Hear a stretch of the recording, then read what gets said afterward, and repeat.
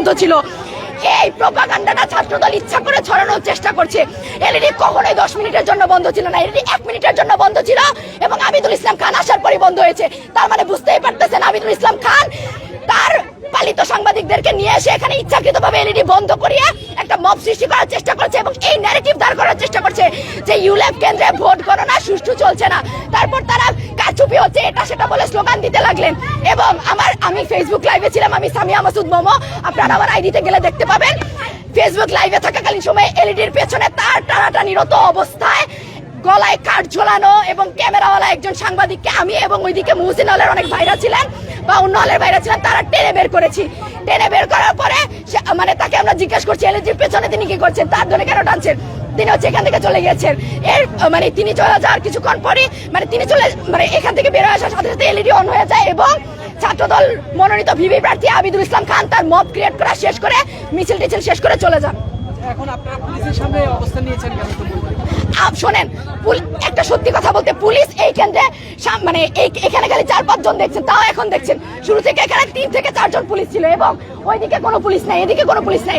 আপনারা হয়তো যমুনা টিভি হয়তো লাইভে গিয়েছিল, আপনারা দেখিয়েছেন আমরা সকল প্রার্থীরা কোনো নির্দিষ্ট প্যানেলের নয়, হল সংসদের সকল প্যানেল সকল স্বতন্ত্র সব প্রার্থীরা এখানে বসেছিলাম। আমরা হচ্ছে এখানে বসেছিলাম, আমাদের পেছনে পুলিশরা মাঠে বসে মানে ঝিমোচ্ছিলেন আর কি, অগণিত পুলিশ। আমরা একজন পুলিশ আপুকে জিজ্ঞেস করে রাখলাম যে আপু আপনারা কেন হচ্ছে এখানে মানে গেটে গিয়ে পাহারা দিচ্ছেন না, শুনছি তো মানে ক্যাম্পাসে মিছিল হচ্ছে, অনেক কিছু হতে পারে। ওনারা বলতেছে আমাদের উপর থেকে নির্দেশ আসলে আমরা করব, তাছাড়া করব না। এখানে আবিদুল ইসলাম খান যখন আসলেন, যখন এত এত লোক মব ক্রিয়েট করার চেষ্টা করলো, পুলিশ এখানে নীরব দর্শকের ভূমিকা পালন করেছে।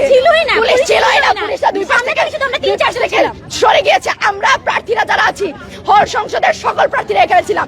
এই কেন্দ্রটা এই এলইডিটা আমরা চালু করেছি 5টা 1 মিনিটের পর থেকে, এরপরে কখনো এলইডি বন্ধ হয় নাই। আমরা কেন্দ্র পাহারা দিচ্ছি। যে মব সৃষ্টি করার চেষ্টা হলো উদ্দেশ্য প্রণোদিত ভাবে, যেটাকে আমরা উদ্দেশ্য প্রণোদিত মবই বলবো, এবং কিছু ভাড়া করা সাংবাদিক নিয়ে এসে বলা হলো আমরা নাকি মিথ্যাচার করেছি, 10 মিনিটের জন্য বন্ধ ছিল। এমন মিথ্যাচার করে মব সৃষ্টি করে কেন্দ্রের ভেতরে ঢোকার চেষ্টা করা হচ্ছিল বারবার।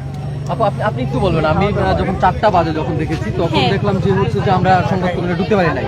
তার পরবর্তী সময়ে হচ্ছে যে স্ক্রিন চালু হয়েছে 5টার দিকে। তার পরবর্তীতে একটু আগে যে ঘটনাটা ঘটেছে যেটা আপু বললে, ছোট করে যদি আপনি বলতেন। আচ্ছা, আপনারা নিশ্চয়ই জেনে থাকবেন যে আমাদের এলইডি স্ক্রিনটা হচ্ছে 5টা 1-এ অন হয়েছে। এটা আমরা নিজেরাই চালু করেছিলাম, কারণ প্রশাসন থেকে কোনো পদক্ষেপ নেওয়া হয়নি। তো এতক্ষণ পর্যন্ত হল সংসদের সকল প্রার্থীরা এলইডি স্ক্রিন মানে অন অফ হয় কিনা এটা পাহারা দিচ্ছিল, যাতে এখানে কোনো মব ক্রিয়েট না হয় এটা পাহারা দিচ্ছিল। হল সংসদের প্রতিটা মেয়ে এখানে ছিল, দলমত নির্বিশেষে।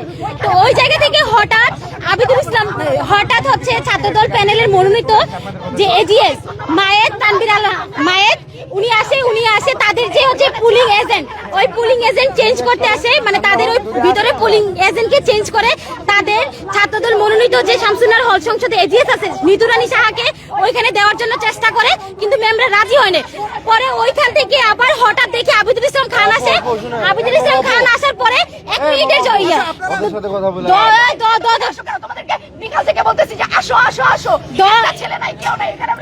মিনিটের জন্য হচ্ছে আপনার লেডিস কিনা অফ হয়ে যায়।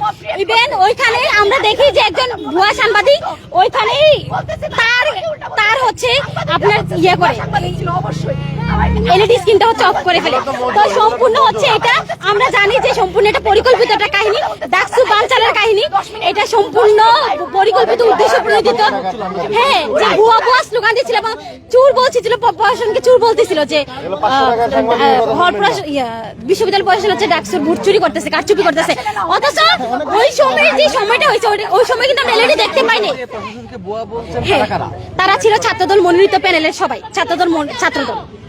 তারা যে উদ্দেশ্য নিয়ে ভুয়া সাংবাদিক কারা ছিল এটা আমরা জানি না, যারা স্লোগান দিচ্ছিল ছাত্রদলের প্যানেলে ছিল নাকি কারা ছিল আমরা মানে জানি না। আমি দেখিনি আর কি। আবিদুল ইসলাম খান স্লোগান দিচ্ছিলেন, তার সাথে সাথে ঢাকা সব সাংবাদিকরা স্লোগান দিচ্ছিল।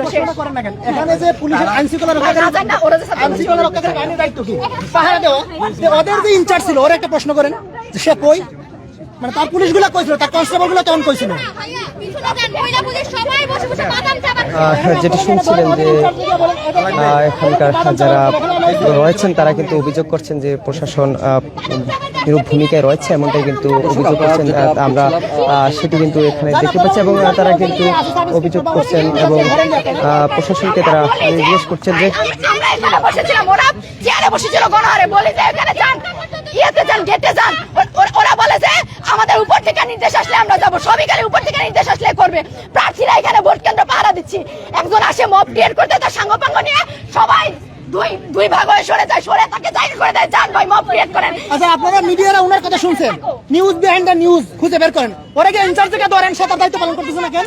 এখন এই যে এতগুলা পুলিশ আসছে, শুনছিলেন যে তারা কিন্তু এখানে অভিযোগ করছেন যে পুলিশ সদস্য যারা রয়েছেন তারা কিন্তু নীরব ভূমিকায় ছিলেন, এমনটা অভিযোগ কিন্তু এখানে যারা রয়েছেন তারা কিন্তু করছেন। আমরা সেটি কিন্তু লক্ষ্য করেছি এবং আমরা দেখতে পাচ্ছি যে এই কেন্দ্রের সামনে কিন্তু মোটামুটি বলা চলে যে বেশ কিছু লোক জমে গিয়েছে এবং